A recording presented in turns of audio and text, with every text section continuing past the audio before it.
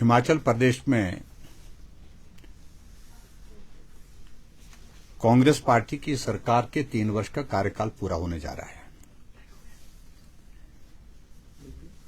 और 3 वर्ष के कार्यकाल में हिमाचल प्रदेश में प्राकृतिक आपदा के कारण भी बहुत बड़ी क्षति हुई जानमाल की,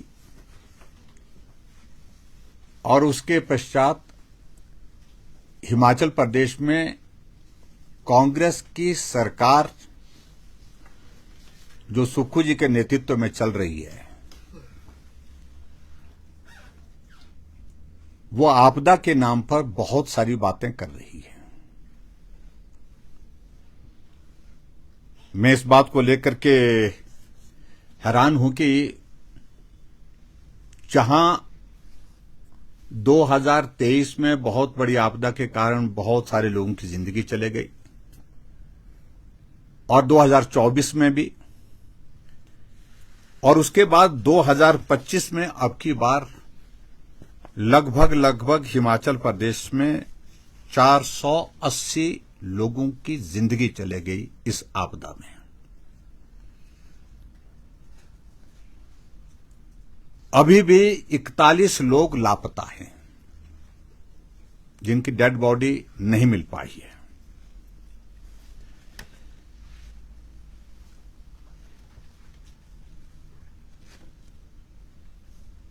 तीस 30,000 से ज्यादा पशु पक्षियों के बारे में बताया जा रहा है कि बहुत सारे पशुओं की जो है वो जिंदगी चले गई है। और जो सरकार ने माना है, जिसमें उन्होंने कहा है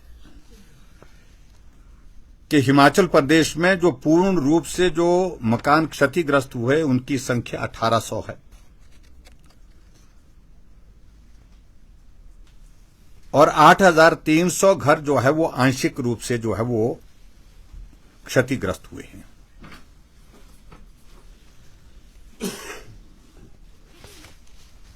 इन सारी चीजों का मैं जिक्र इसलिए कर रहा हूं कि इतनी बड़ी त्रासदी हिमाचल प्रदेश में इस बारिश के मौसम में आई और जिसके कारण अभी तक भी हिमाचल प्रदेश में कांग्रेस की सरकार ने डिजास्टर एक्ट लागू रखा है। और डिजास्टर एक्ट का अभिप्राय यह है कि सारे कामों में पहली प्राथमिकता उन प्रभावित परिवारों को मदद करने की होनी चाहिए। अगर सड़कें टूटी हैं तो उनका रेस्टोरेशन का काम, वाटर सप्लाई स्कीम टूटी है तो उनके रेस्टोरेशन का काम, और उसके अलावा जिनके घर टूटे हैं उनको घर दे करके उनको पुनर्वास हो सके, उन सारी चीजों के लिए काम करने की प्राथमिकता होनी चाहिए। लेकिन जमीनी हकीकत है यह है कि आपदा से हिमाचल प्रदेश में प्रभावित परिवारों का अब जो समय कुल मिलाकर के 5 महीने का पूरा होने जा रहा है, उसके बावजूद भी प्रभावित परिवारों को मदद अभी तक जिस रूप में मिलनी चाहिए उस रूप में नहीं मिल पाई है। सड़कें टूटी हैं तो टूटी हैं, पानी की स्कीमें टूटी हैं तो टूटी है, पुल टूटे हैं तो टूटे हैं, मलबा गिरा है तो गिरा है। बहुत सारी हिमाचल प्रदेश की सड़कें अभी तक भी अवरुद्ध पड़ी हैं। लेकिन डिजास्टर एक्ट का नाम लेकर के हिमाचल प्रदेश में कांग्रेस पार्टी की सरकार ने पंचायत के चुनाव स्थगित कर दिए और पंचायत के चुनाव स्थगित करने के लिए यह कहा कि हिमाचल प्रदेश में इस वक्त डिजास्टर एक्ट लगा है और इस कारण से हम हिमाचल प्रदेश में बहुत ज्यादा व्यस्त हैं। जहां लोगों का नुकसान हुआ उनकी भरपाई करने के लिए, सड़कें टूटी हैं उनको ठीक करने के लिए, जो डैमेजेस हुए उनको रिस्टोर करने के लिए, जबकि जमीनी हकीकत है कि जमीनी स्तर पर कोई भी रेस्टोरेशन का काम नहीं हो रहा है।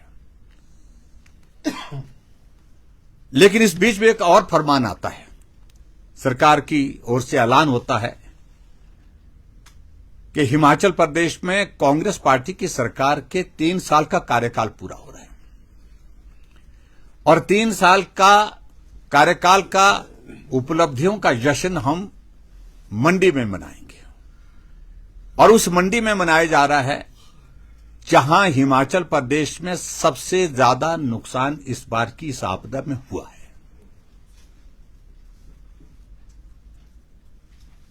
जहां कुछ दिन पहले मुख्यमंत्री जी आपदा प्रभावित लोगों के लिए राहत के वितरण के लिए गए थे, लेकिन उस सारी चीज को लेकर के भी अलग कहानी है कि बहुत सारे लोग वहां पर जिनके घर चले गए थे उनको राहत नहीं मिल पाई है। लेकिन अगर मैं कांग्रेस पार्टी की सोच की अगर मैं बात कहूं, पूरा प्रदेश इस बात को लेकर के हैरान है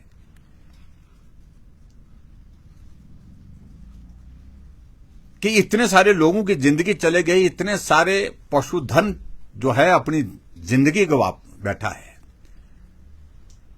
इतने सारे लोग जिनकी जमीन चले गए, घर चले गए, उसके बावजूद भी हिमाचल प्रदेश की सरकार के पास जब उपलब्धि के नाम पर कुछ भी नहीं है, उसके बावजूद भी जश्न मनाने के लिए 3 साल का कार्यकाल मंडी में निर्धारित किया है। जिस मंडी में 50 लोगों की जिंदगी इस बारिश के मौसम में चले गई,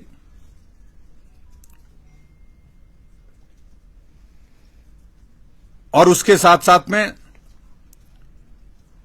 जिसमें 33 लोग तो मेरे विधानसभा क्षेत्र में एक रात को चले गए।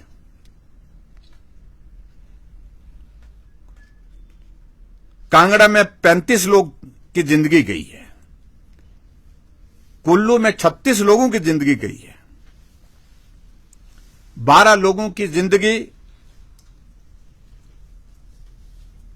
शिमला जिला में गई है, और बिलासपुर में 33 लोगों की जिंदगी गई है।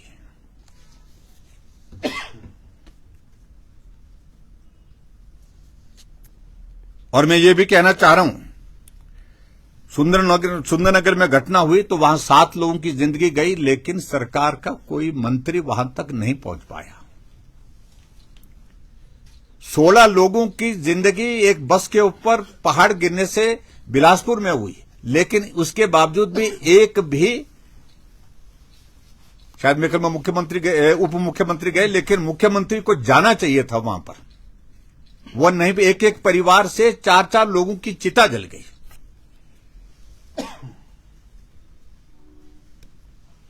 अगर आपदा के प्रति इतनी संवेदनशीलता अगर वर्तमान कांग्रेस पार्टी की सरकार में है, तो मुझे लगता है कि मुख्यमंत्री को स्वयं जाना चाहिए था, उन परिवारों से मिलने के लिए जाना चाहिए था।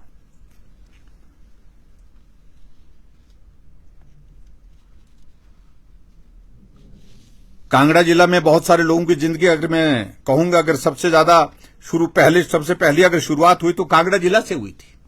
शायद 25 या 26 जून की बात है, जहां एक प्रोजेक्ट में काम करने वाले लोग जो हैं वहां पर बह गिर के चले गए थे। चंबा में मणिमहेश की यात्रा चल रही थी, उस मणिमहेश की यात्रा के दौरान 17 लोगों की जिंदगी चली गई।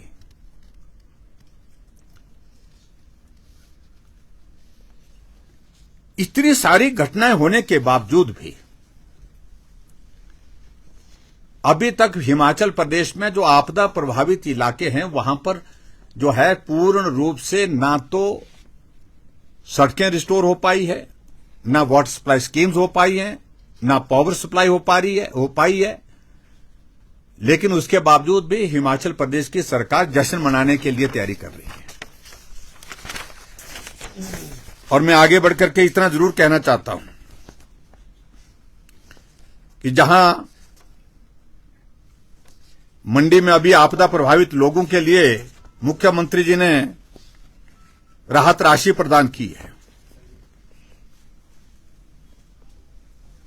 और उसमें 1513 जो है वो फुली डैमेज्ड, उनके लिए कुछ पैसा दिया गया। लेकिन फुली डैमेज का नंबर हमारे पास जो है वो इससे बहुत ज्यादा है, और सही बात यह है कि जो पार्शियली डैमेज्ड है, जो रहने के लायक लोगों के लिए रहे नहीं है, उनको अभी तक भी उसमें कवर नहीं किया गया।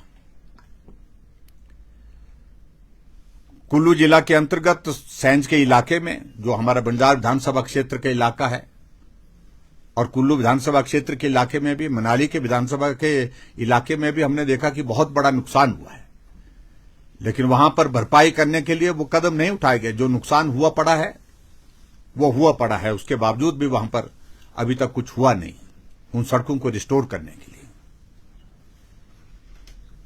मैं आप सबके माध्यम से यही कहना चाहता हूं कि 3 साल का कार्यकाल हिमाचल प्रदेश में कांग्रेस पार्टी का जो रहा है वो हिमाचल प्रदेश के इतिहास में हमेशा इस बात के लिए जाना जाएगा कि 1-2 आपदा प्राकृतिक रही जिसके कारण बहुत बड़ा नुकसान हुआ, और उसके पश्चात रही सही कसर हिमाचल प्रदेश की सरकार ने पूरी की।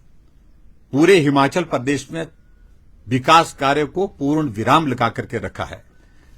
पूरी तरह से हिमाचल प्रदेश में सारी विकास की योजनाओं पर जो है वो एक तरह का प्रतिबंध लगा करके रखा है।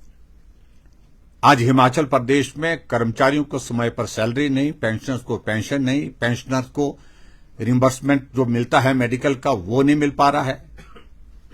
आज कांग्रेस पार्टी के ही ठेकेदार सड़कों पर धरने पर बैठे हुए हैं, जिनके कई सालों से पेमेंट नहीं हो पाई है। और ऐसी स्थिति में ये जश्न मनाने का 3 साल का कार्यक्रम पूरे हिमाचल प्रदेश के लोगों के बीच में एक हास्य का विषय बना है। बहुत बड़ा प्रश्न चिन्ह इस पर खड़ा हुआ है। और आपदा के नाम पर हिमाचल प्रदेश में पंचायती राज संस्थाओं के चुनाव टालने का प्रयत्न किया गया, लेकिन उसके बावजूद मामला कोर्ट में गया। कोर्ट ने भी संज्ञान लिया। और इस बीच पिछले कल election commission, state election commission ने भी जो पंचायतों की और नगर निकायों की जो बाउंड्रीज को फिक्स करने के लिए जो नोटिफिकेशन करना था वो कर दिया है। मैं समझता हूं वो अपने आप में एक बहुत बड़ा झटका है हिमाचल प्रदेश की सरकार को।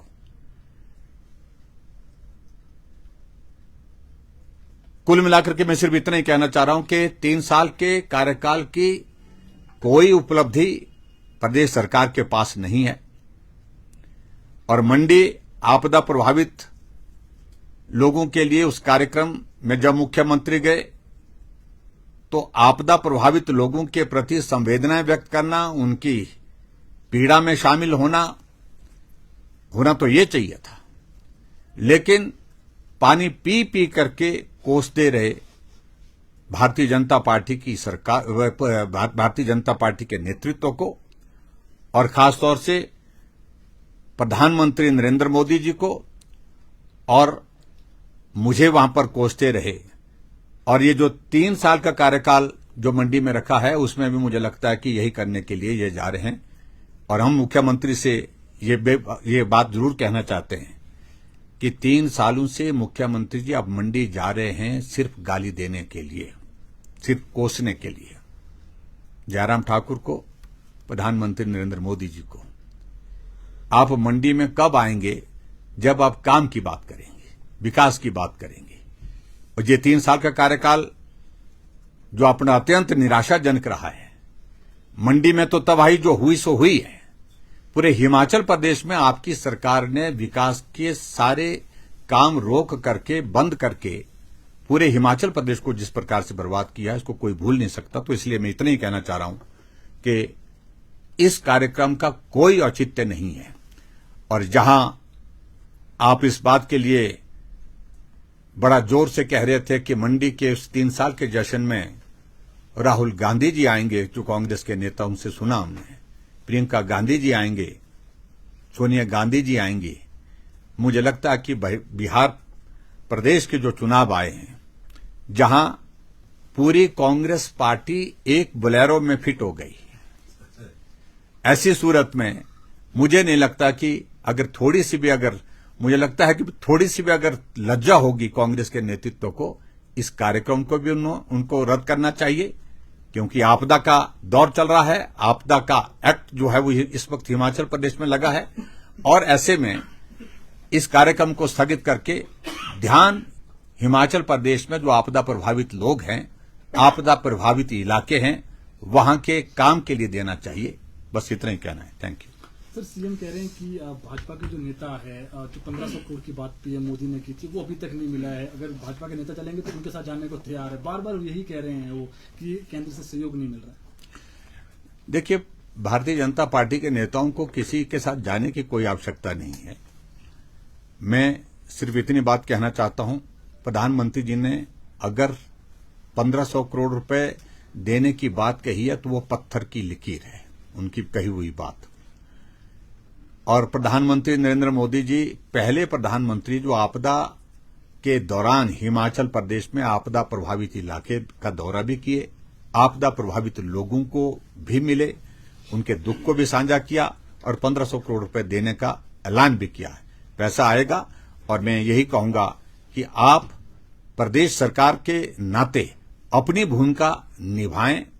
आपदा प्रभावित लोगों को मदद करने की जिम्मेवारी आपकी है और केंद्र सरकार उसमें सहयोग दे रही है। 550 करोड़ रुपए से 5,500 करोड़ रुपए से ज्यादा का पैसा 2023 के बाद अभी तक हिमाचल प्रदेश को डिजास्टर में मिल चुका है।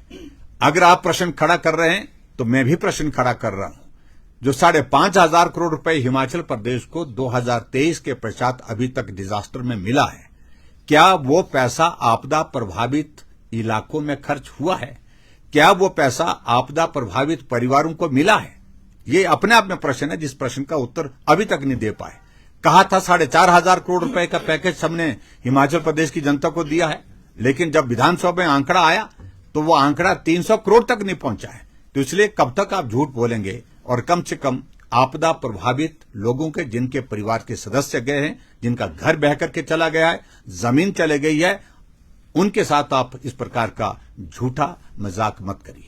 सर, पंचायती राज विभाग की सेक्रेटरी को आज बदल दिया गया है। आप कह रहे हैं कि जो सरकार है वो चुनाव स्थगित करवाना चाहती है पंचायत के। क्या लगता है सर, क्या वजह है, क्यों टालना चाह रही है? देखिए, सीधी सी बात है कि पंचायत के चुनाव टालने की वजह और इससे पहले कॉरपोरेशन के चुनाव को टालने की वजह है कि उनको सीधा दिख रहा है कि माहौल उनके पक्ष में नहीं है। चुनाव होंगे, आनेंगे, कांग्रेस पार्टी हारेगी, बुरी तरह से हारेगी, इसलिए चुनाव को टाला जाए। डिजास्टर एक्ट का हवाला देकर के प्रयत्न किया जा रहा है कि हिमाचल प्रदेश में चुनाव स्थगित किए जाएं।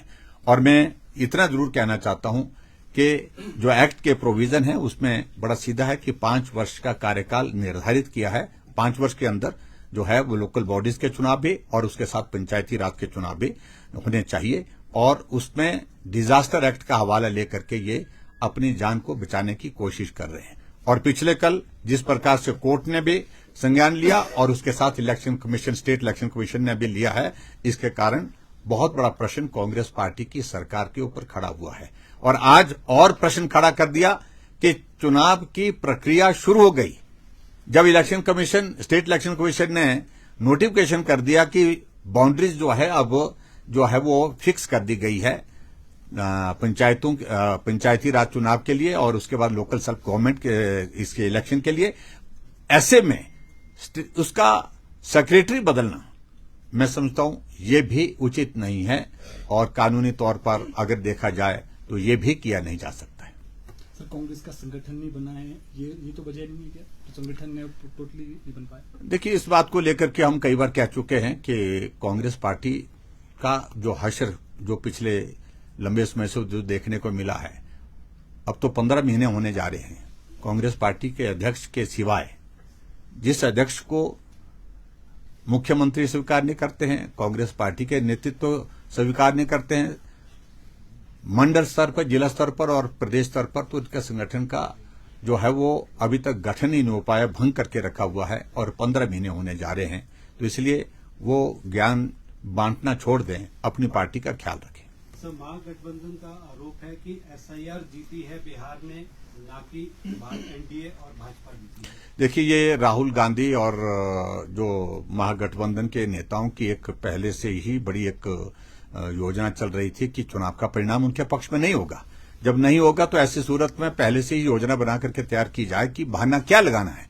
पिछली बार ईवीएम पर ठिकरा फोड़ने की कोशिश की थी और लगा उनको कि अब की बार ईवीएम से हट करके कुछ बोलना चाहिए, क्योंकि ईवीएम में जिन प्रदेशों में जहां कांग्रेस की सरकार बन गई, इसलिए उस पर लोग पूछ रहे हैं कि वहां आपका क्या कहना है, उस पर चुप हो जाते हैं। तो ऐसे में अब की बार उन्होंने एसआईआर पर शोर डालने की कोशिश की। और मैं एक बात जरूर कहना चाहता हूं, राहुल गांधी ने जब भी ऐसे अपशब्द का इस्तेमाल किया है, ऐसे बुरे शब्दों का, खराब शब्दों का इस्तेमाल किया है, एक बार उन्होंने चोर शब्द का पहले भी इस्तेमाल किया था, मुंह की खानी पड़ी। और अब की बार भी वोट चोर गद्दी छोड़ का एक नारा दिया था, तो मुंह की खानी पड़ी। लोकतंत्र की जीत हुई है, उनको इस बात को स्वीकार करना चाहिए। सर, वेस्ट बंगाल भी मना कर रहा है एफआईआर करवाने को लेकर, तो क्या लगता है सर वहां भी डर है कहीं ना कहीं? देखिए, बड़ी सीधी सी बात है कि गलत तरीके से अगर कोई मतदाता बनता है और मतदान का उपयोग करता है, उसका विरोध होना चाहिए, उस पर रोक लगनी चाहिए। इलेक्शन कमीशन ने वही किया है, इसके सिवाय और कुछ नहीं किया है। और ऐसी सूरत में जो परिणाम वहां पर बिहार में आया है, और मैं इस बात को कहता हूं कि परिणाम आया मोदी जी की नीतियों पर वहां की जनता ने मोहर लगाई है। एनडीए के सरकार के उपलब्धियों पर वहां की जनता ने मोहर लगाई है। तो इसलिए ये जवाब उनको सुन लेना चाहिए और सुनने के बाद स्वीकार करना चाहिए। Thank you, please, thank you.